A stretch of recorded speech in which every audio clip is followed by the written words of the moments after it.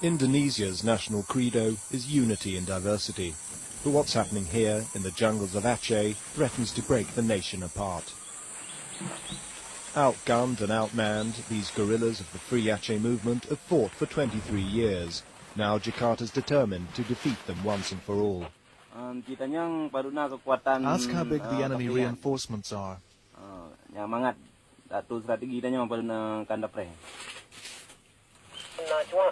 Do we have informers among the soldiers? There are 3. Their names are X, Y, and Z. Pass the word to Kamal Bati that we will strike together.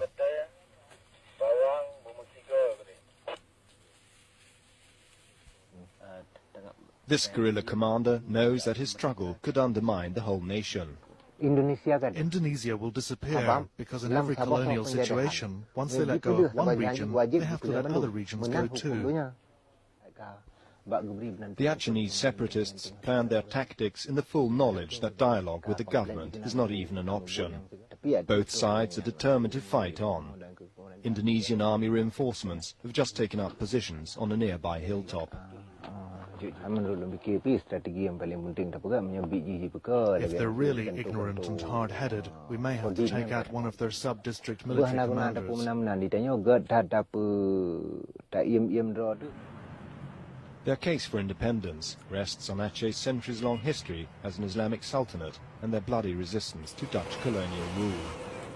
They're a proud people who see themselves as distinct. They deeply resent what they call Javanese occupation.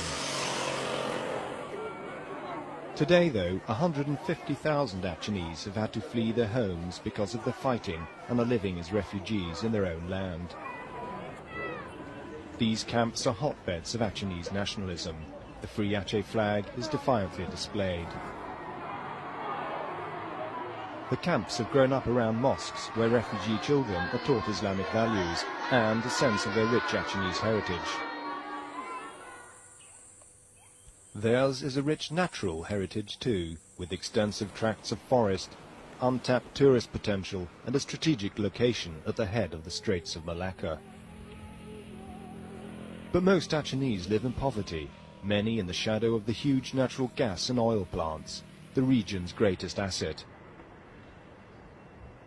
One gas field alone earns the government $7 million every day. The problem, since 54 years of Indonesian exploitation, 99% of that richness has gone to Jakarta, and only 1%, even less than 1%, live in Aceh. The central government has done something worse than colonialists done in the past. The only solution for Aceh right now is to have a free sovereign state back. In the village of Simpang Jaya, we saw how the struggle for that sovereign state can cost lives. Those are the feet of my son. They're the feet of my son. Grandma's son, Khairul, was one of the number of villagers cutting timber in a remote logging camp high in the mountains. It was a dangerous area. Khairul and 3 of his friends died in the latest alleged massacre by Indonesian forces. 7 are still unaccounted for. Khairul was Ranma's eldest son, the family's breadwinner. The security forces warned the villagers here to keep quiet about the incident, and they're frightened. We were the only outsiders to witness its aftermath.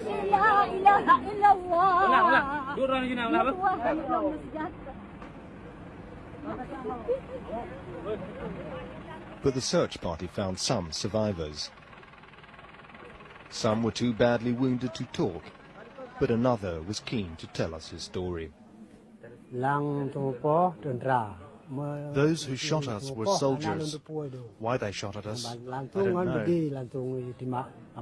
know. My friend lay dead. I was lying on the ground as if mortally wounded and made groaning noises. Then silence, no more gunshots. In Aceh, it's the police force that's in charge of counterinsurgency. So he went to their regional headquarters to find out their version of what happened to Khairul and his friends. We had an appointment to see the police chief, but were fobbed off with a captain. We asked him about the alleged human rights abuses and to explain police tactics. Another question.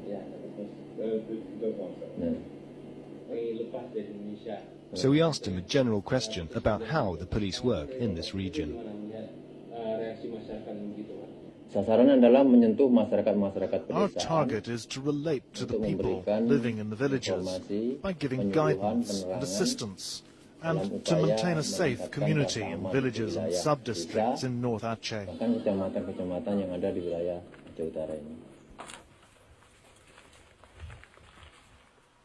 The patrol from the elite mobile police brigade which we followed was reacting to a tip-off. Most of these men aren't even from here. They're fighting an invisible enemy in hostile territory and seem terrified, and justifiably so. Many police have been killed this year.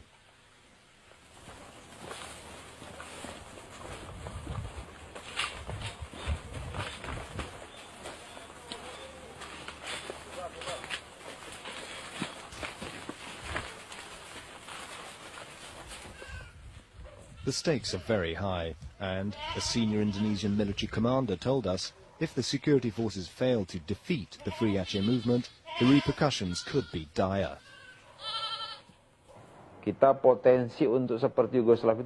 Potentially, we could end up just like Yugoslavia. We too consist of a variety of races, and it's entirely possible that we could end up like them. We have to be very, very wary of disintegration or breakup. So we have to keep Indonesia united so that it doesn't end up like Yugoslavia. Over the past few months, the conflict here has intensified. The security forces are finding it harder and harder to keep the separatists at bay. Rarely a day goes by without more shootings and killings. On the Trans-Sumatran Highway, just outside Aceh's main industrial city, Lok Sumawe, we came across a police roadblock. The police on the scene were in an agitated state. They said men on motorbikes had ambushed this vehicle, killing a local police chief and his assistant, and leaving 4 others injured. We will fight with our weapons, with our knives, with our hands if we have to.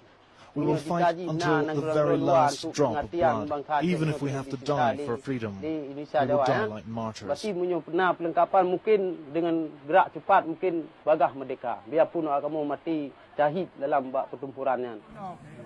Ahmad Kandang is one of the core group of guerrilla hardliners trained in Libya during the 1980s. Held in awe by local villagers, he's at the top of the government's wanted list. It's the first time he's ever been interviewed. When we take control of our country, we will sweep out all Indonesian military and chase out all civil servants. As to people who have worked and collaborated with the government, we will chase all of them out as well, not just the Javanese and Indonesian troops. Amidst the worsening conflict, a small group of lawyers is investigating human rights abuses committed in Aceh. Muhammad Saleh works with the government-funded Legal Aid Foundation. It's dangerous work. These lawyers are constantly being threatened. It was a week before they'd risk going to the village of Simpang Jaya to investigate the deaths of Khairul Amuri and the other loggers. Up until now, not one of these cases has been solved, with all the human rights abuses that have been committed. All people have died meaninglessly. Despite his fears and the Legal Aid Foundation's uphill struggle, Muhammad Saleh wants to find out whether Khairul's mother, Ranma, is prepared to press charges. Up in their home, a few kilometers beyond Simpang Jaya, villagers have gathered for the wake.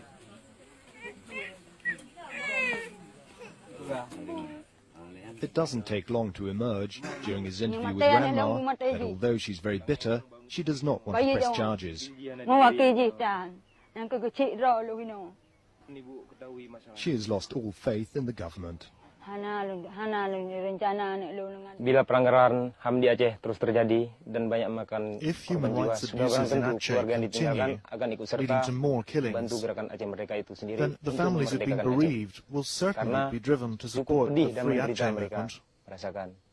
Pelanggaran HAM yang mereka alami. Dan itu merupakan It's been very painful for the families who've suffered these abuses. Bila pelanggaran tetap dijalankan di Aceh. We, the young generation of today, will heal our nation which has been martyred under the acts of imperialist colonialist Java. Our struggle for independence means we will no longer be part of the colonial state. So are we now ready to fight faithfully like martyrs for an Islamic Achenese nation? Merdeka! Merdeka! Merdeka! Merdeka! Barely trained female recruits are paraded in front of the villages by Commander Syafi'i. He makes capital of the way the Indonesian security forces are handling this conflict. The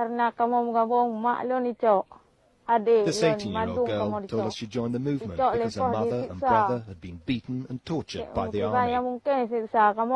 She said she feared for her own life.